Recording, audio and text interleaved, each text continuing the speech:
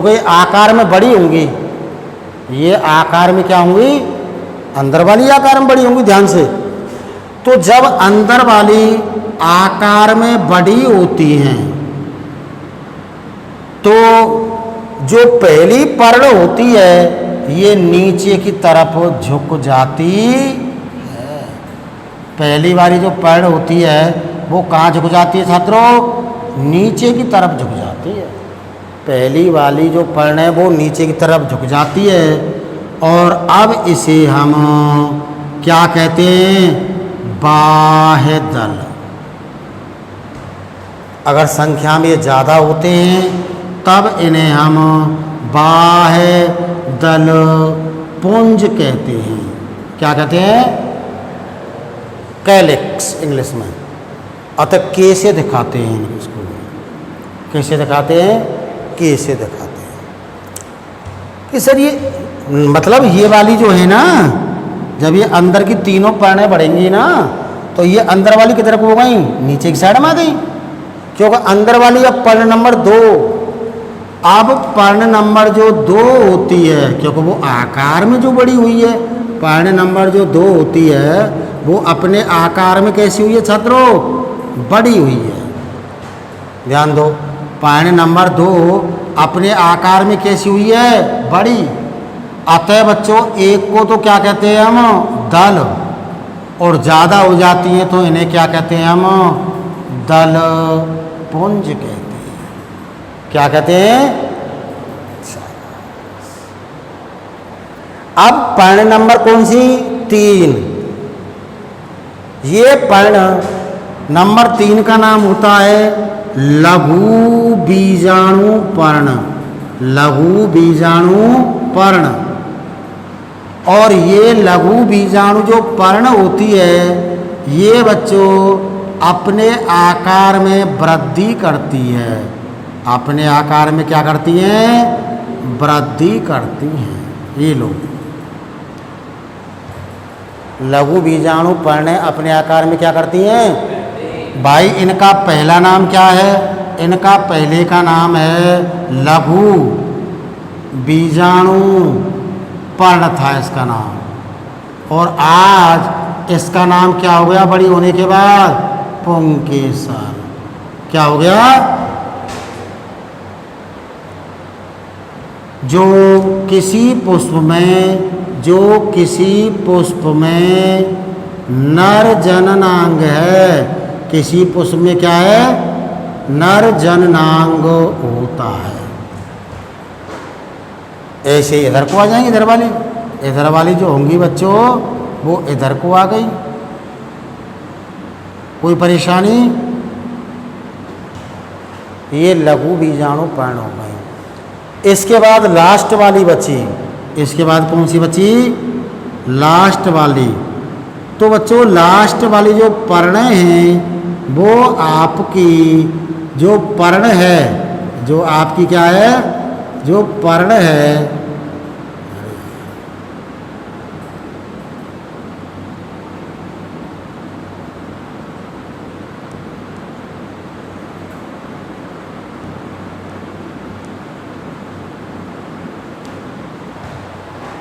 इस पर्ण का, इसका पहला नाम गुरु बीजाणु पर्ण होगा।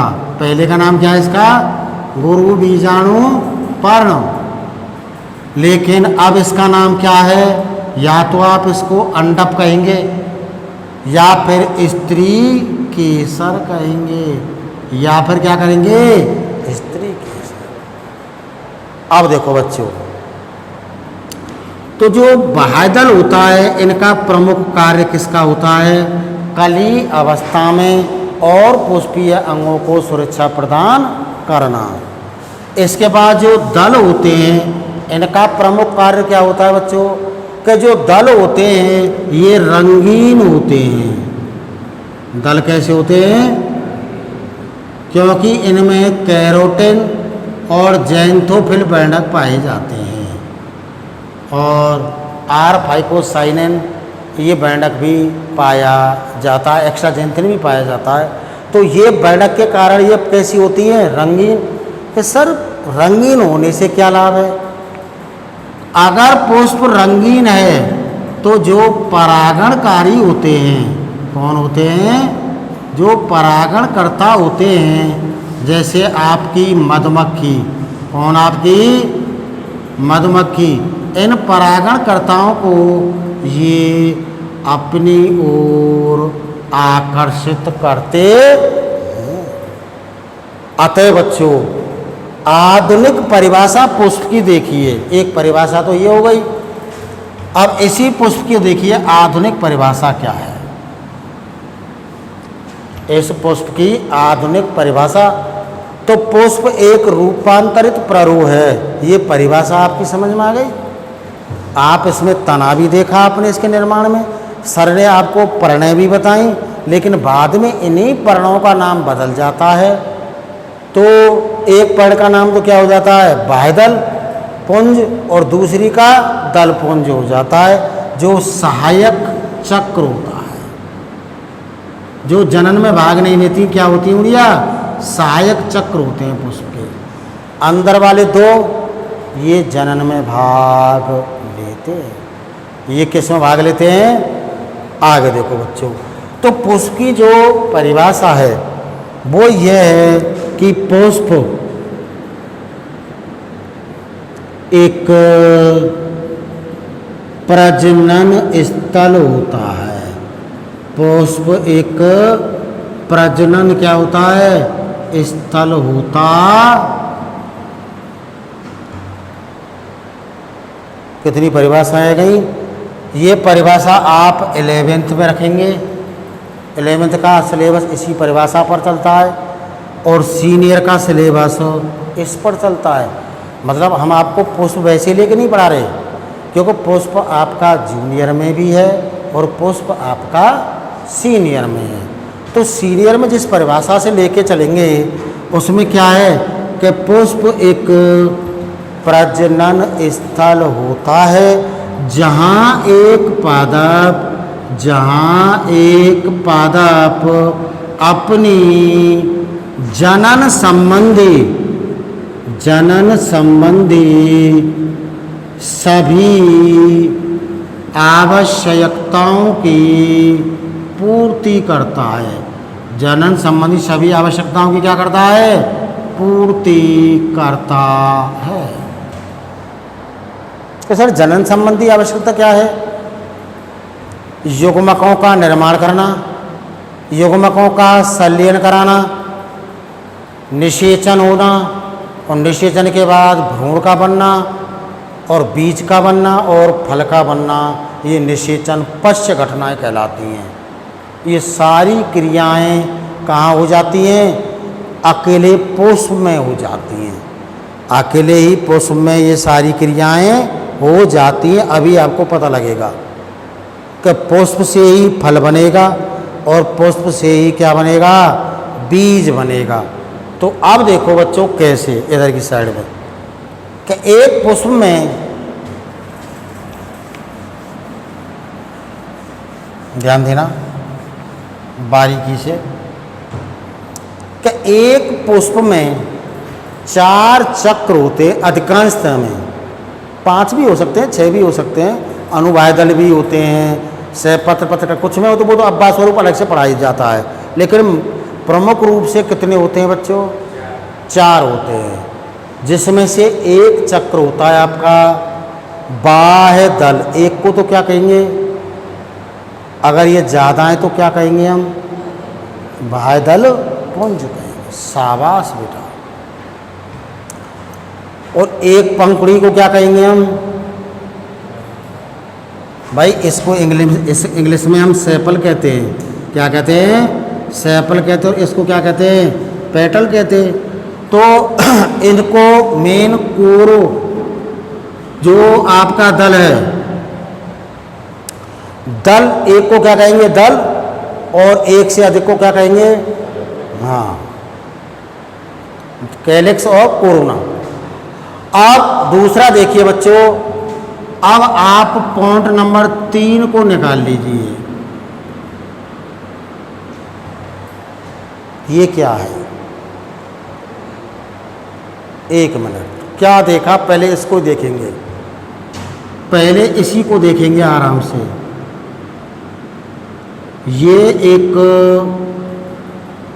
ये तो था किसी पुष्प वृंत, किसी फूल को पकड़ते हैं ना, तो ये पुष्प का क्या कहलाएगा? अरे डंठल। जैसे अभी मैंने फूल पकड़ रखा है तो उसे क्या कहेंगे? डंठल या पुष्प वृंत कहेंगे, ठीक है। लेकिन जहाँ पुष्प के चारों चक्र होते हैं तो ये वाले का नाम लिखो पुष्प वृंत। ऊपर वाले का नाम होता है पुष्पासन, यानी पुष्प का आसन, जहाँ पुष्प बैठता है। जैसे ये बनाया मैंने, यहाँ तक कौन था ये? अरे यहाँ तक कौन है भाई? ये पुष्प वृंत। और ये वाला भाग कौन होता है? पुष्पासन। पुष्प का आसन, जैसे कुर्सी, ऐसे समझ लो, कुर्सी को आसन कहते हैं। इसमें से ये जो आप देख रहे हैं, अभी रुको, कितने को देख रहे हैं बेटा आप? एक को। एक को क्या कहते हैं हम? इकाई कहते हैं। एक को क्या कहते हैं? तो इकाई जो सदस्य होता है उसे तो हम क्या कहते हैं? हम पुंकेसर कहते हैं। इकाई सदस्य को क्या कहते हैं हम? अब देखो, अब अध्यापक ने इसे पुनः क्या बना दिया? पुंकेसर। फिर सर ने क्या बना दिया? पुंकेसर। फिर सर ने क्या बना दिया? पुंकेसर बना दिया। बहुत सारे पुंकेसर बन गए। अब इन पुंकेसरों का गोल घेरा, इन पुंकेसरों का क्या? इन्हीं पुंकेसरों का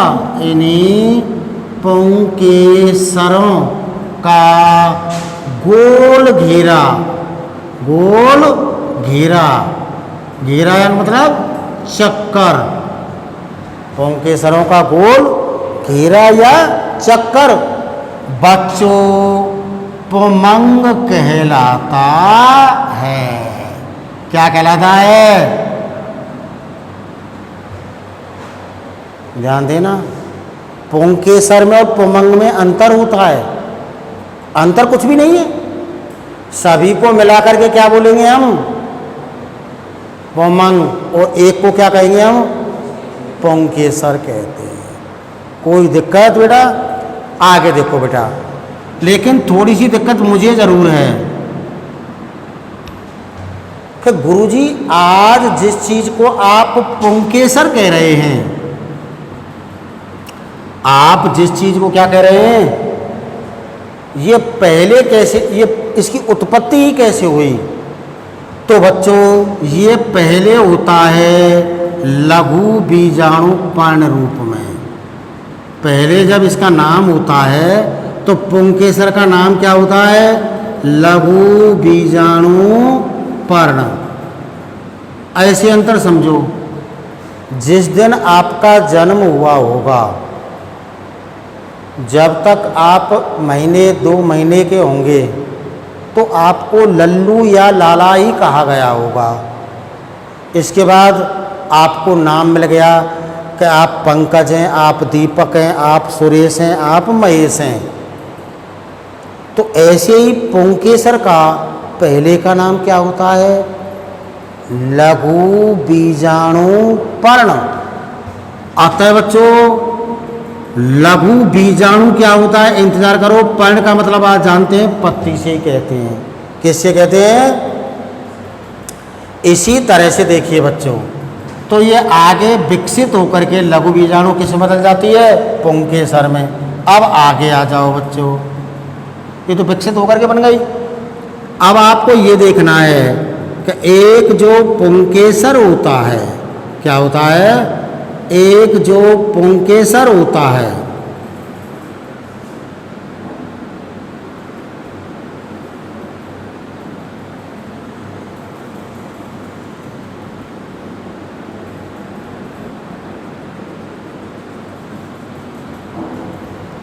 इसके कितने भाग होते हैं? तो बच्चों आपके पास एनसीईआरटी वाली बुक है, तो एनसीईआरटी के हिसाब से 2 ही भाग होते हैं। कितने भाग होते हैं? लेकिन राजस्थान की अगर बुक पढ़ रही होती तो मैं आपको 3 पढ़ाता। अतः जो बुक होगी उसके हिसाब से चलेंगे। अतः जो नीचे वाला भाग है यहाँ से लेकर के यहाँ तक वाला, यहाँ से लेकर के यहाँ तक वाला जो भाग होता है छात्रों, उसे हम पोतंतु कहते हैं। क्या कहते हैं? यानी फिलामेंट। क्या कहते हैं बच्चों? फिलामेंट कहते हैं। ये बद्ध भाग होता है। कैसा भाग होता है? ये जनन में भाग नहीं लेता। ये किस में भाग नहीं लेता? कि सर इससे ऊपर वाला भाग जो बता रहे हैं आप, ये क्या है? ये जो ऊपर वाला भाग है, इस ऊपर वाले भाग को कहते हैं हम परागकोश। ऊपर वाले भाग को क्या कहते हैं हम? परागकोश। 1 मिनट बेटा। तो इसके कितने भाग हो गए? 2। एक भाग कौन सा है और दूसरा भाग कौन सा है?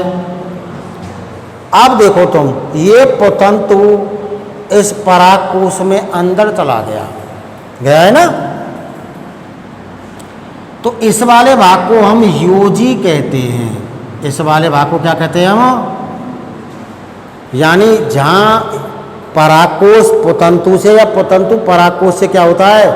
जुड़ा होता है। क्या होता है बच्चों? जुड़ा होता है। ठीक है? Connective tissue. यहाँ क्या होते हैं बच्चों? कनेक्टिव टिश्यू, जोड़ने वाले ऊतक। तो मुख्य भाग कौन सा हो गया? ऊपर वाला परागकोश हो गया। इस परागकोश में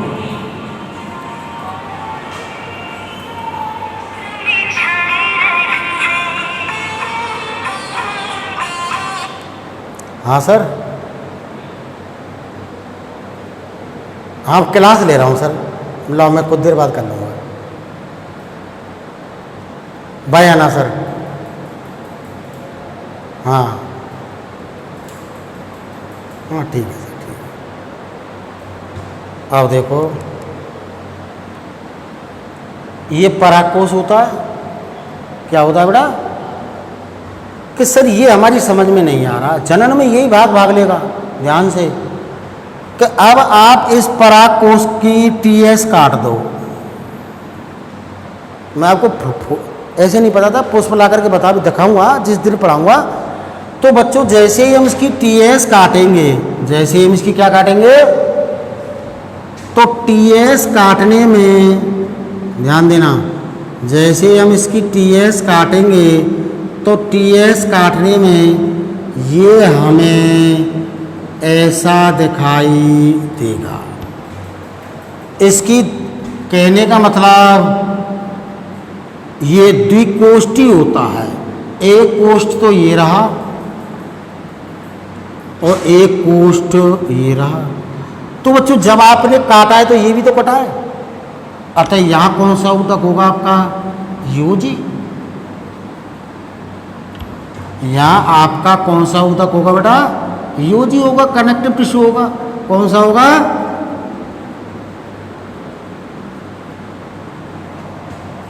अब देखो बच्चों कि इसमें एक पाली इधर की, एक पाली इधर की। छोड़ू सर और ने एक 5 मिनट रुक जाओ। इसके बाद बच्चों ये एक कोशिका की परत होती है। ये मात्र कितने कोशिका की परत होती है? एक कोशिका की परत होती है।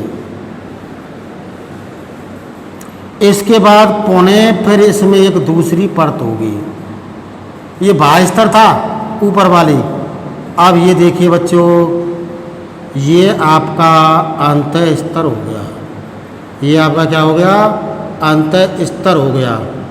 ध्यान से बच्चों एक चीज़ और सुन लो, आपके दिमाग में या जहन्नम में कोई भी प्रश्न आ रहा हो तुरंत खड़े होकर के पूछ लो। जीव विज्ञान से संबंधित, जीव विज्ञान से संबंधित ये इसका दूसरा स्तर होगा। फिर इसमें चौथा स्तर पहले बना दूं मैं। ये टेपिटम होता है। क्या होता है? ऐसे करके इसमें ये चौथी परत कौन सी होती है? टेपिटम। चौथी परत कौन सी होती है बच्चों? टेपिटम होगी। ये चौथी है बेटा, ध्यान रखियो। तो गुरुजी तीसरी कहाँ गई? बीच में, ये तीसरी है। ये कौन सी है? तीसरी। पहली, दूसरी, तीसरी और ये चौथी। अब देखो बेटा, चौथी परत का नाम टेपिटम होगा। क्या होता है? टेपिटम। ध्यान रखिए। पहली परत बाह्य स्तर, पहली परत कौन सी है? दूसरी अंत स्तर, दूसरी कौन सी होगी? तीसरी मध्य स्तर, तीसरी कौन सी होगी? मध्य स्तर। और अंतिम होगी टेपिटम। कौन सी परत होगी?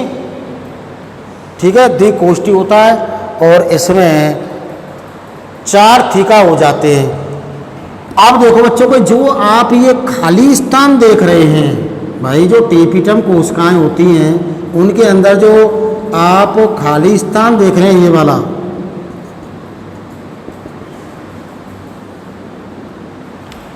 इसे परागपुट कहते हैं। कोश नहीं, परागपुट। इसको परागपुट कहते हैं, कोई दिक्कत नहीं है। या लघु बीजाणु धानी कहते हैं, या क्या कहते हैं इसको?